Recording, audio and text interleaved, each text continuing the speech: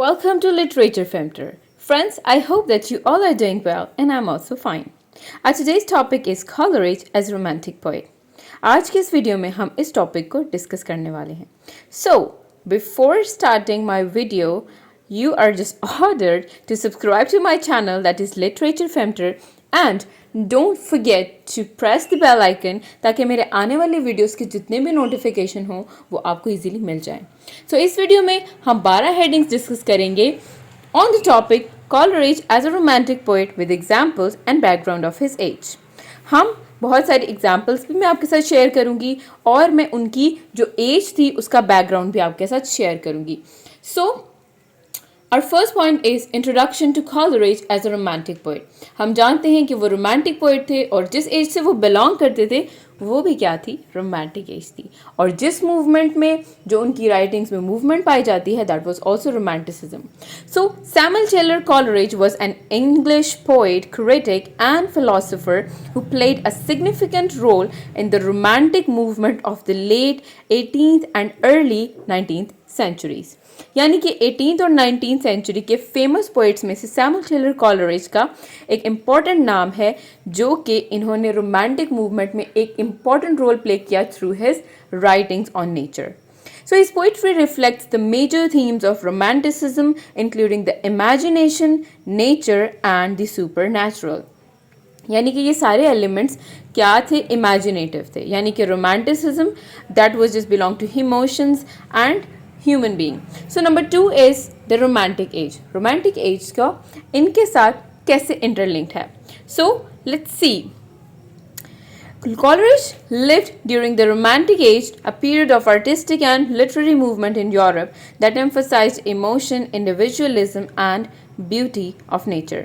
यानी कि नेचर पे फोकस किया गया, इमोशंस पर, इंडिविजुअलिज्म पर यानी ह्यूमन बींग्स का के ऊपर फोकस किया गया instead of focusing on reason, machinery, discoveries. इन चीज़ों से बियॉन्ड था ये. It was a reaction against the enlightenment periods emphasis on reason and scientific inquiry. हम जानते हैं कि पिछला जो पीरियड था वो किस पर बेस्ड था, रीजन और साइंटिफिक इंक्वायरी पर. That was apart from emotions और ह्यूमन बीइंग. इंडिविजुअलिज्म उसमें नहीं था, ह्यूमनिज्म नहीं था. Nature in Coleridge's poetry, that is our third point. तो नेचर कैसे पाई जाती है इनकी पोइट्री में देख लेते हैं. One of the central themes in Coleridge's poetry is the beauty and power of nature. यानी कि उनकी जो पोइट्री है, उनकी जो राइटिंग्स हैं, उनमें जो मेजर थीम है वो क्या है, नेचर का है. उन्होंने नेचर के ऊपर अपनी पोइट्री लिखी, तभी तो रोमांटिक पोइट्स में इनका एक इम्पॉर्टेंट नाम आता है because most of the romantic poets wrote about nature.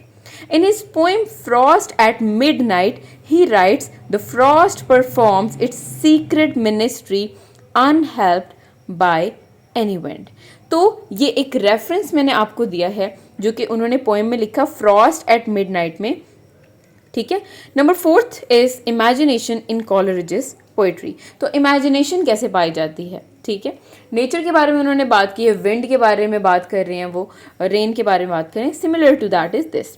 Coleridge believed that the imagination was a powerful force that could help people connect with the divine and transcend the limits of their own experience.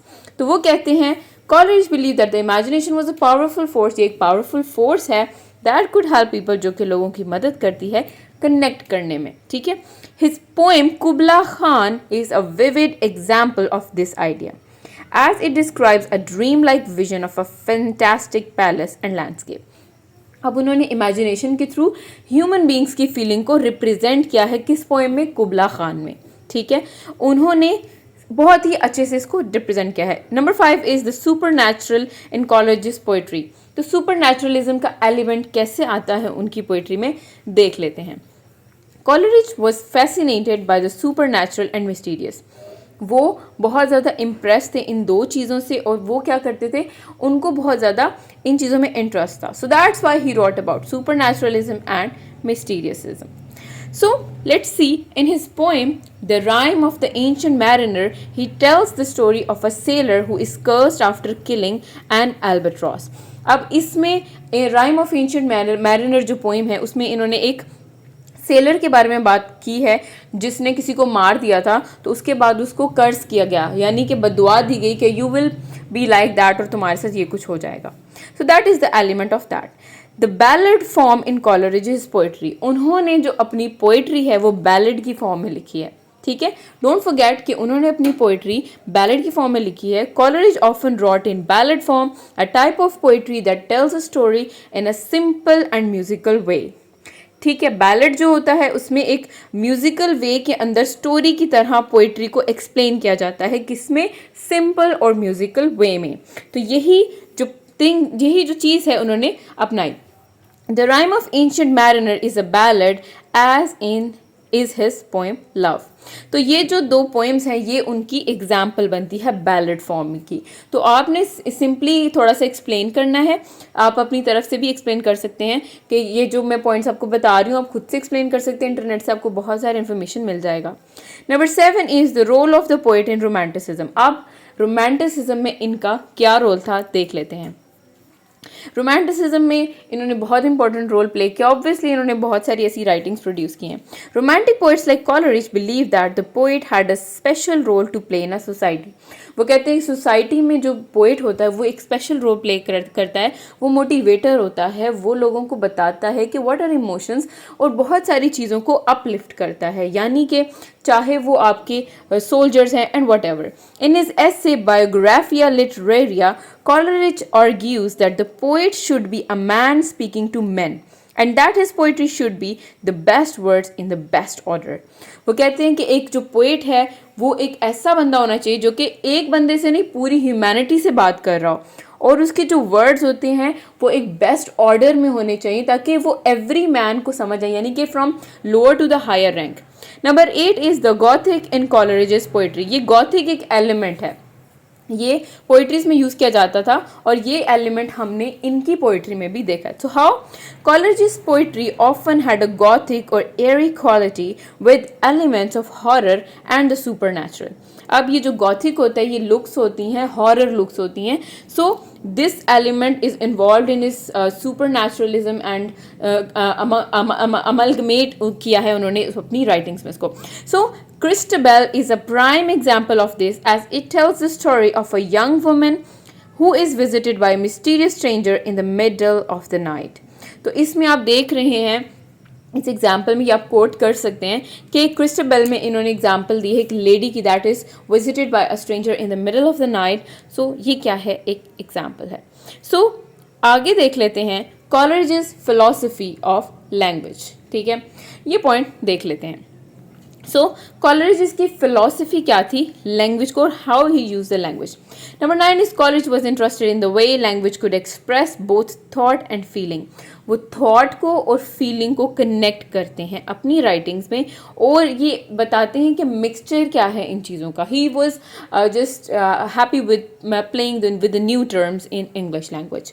So he believed that language was not just a tool of communication but also a means of expressing the human spirit. वो कहते हैं कि ना सिर्फ जो language है हमारी communication का सोर्स होती है बट ये ह्यूमन स्पिरिट को भी एक्सप्रेस करती है, हमारी डीपर इनसाइड फीलिंग्स को भी एक्सप्रेस करती है और इससे क्या होता है हम अपनी इमोशंस को एनहांस कर सकते हैं. Number 10 Coleridge's relationship with Wordsworth. अब ये बहुत इंपॉर्टेंट पॉइंट है, बहुत अच्छा पॉइंट है कि दो राइटर्स को इन्होंने कंपेयर किया है. Coleridge had a close friendship and literary partnership with William Wordsworth, another prominent romantic poet. इन दोनों की फ्रेंडशिप थी और ये कोलैब करके काम भी लिखते थे बहुत सारे. So he was also influenced by William Wordsworth और अपनी राइटिंग में हमें थोड़ा बहुत जो एलिमेंट है इनकी पोइट्री में उनका भी नजर आता है. Together they wrote the ground breaking collection lyrical ballads. इन्होंने कोलैबोरेशन में ये एक वर्क प्रोड्यूस किया था दैट इज लिरिकल बैलेड्स और इससे क्या हुआ इनको बहुत फेम मिली. Coleridge's battle with addiction. तो ये पॉइंट देख लेते हैं. नंबर 11. सो ये पॉइंट हमें क्या चीज़ बताता है that Coleridge struggled with opium addiction for much of his life which affected his work and personal relationships. क्योंकि ये इन चीज़ों का आप कह सकते हैं he was addicted to some kind of drug और वो लेने की वजह से इनका करियर भी तबाह हुआ एंड पर्सनल relationships भी. So number 12, Kubla Khan was famously inspired by an opium dream. और ये चीज़ें बिफोर 12 पॉइंट मैं आपको बताती चलूँ कि ये चीज़, ये एलिमेंट हमें कुबला खान में दिखाई देता है अगर आपने वो अच्छे से नॉवल को पढ़ा है. So number 12 is Coleridge's legacy. ठीक है, उनकी इम्पोर्टेंस तो देख लेते हैं कि उनकी इम्पोर्टेंस कैसे है पोइट्री की फील्ड में. So Coleridge is considered one of the most important poets of the romantic period and a significant influence on later poets including the Victorian poet Tennyson. तो इस तरह से हम जान सकते हैं कि how important this writer was and how he is just compared with the significant writers like Wordsworth and Victorian poet Tennyson.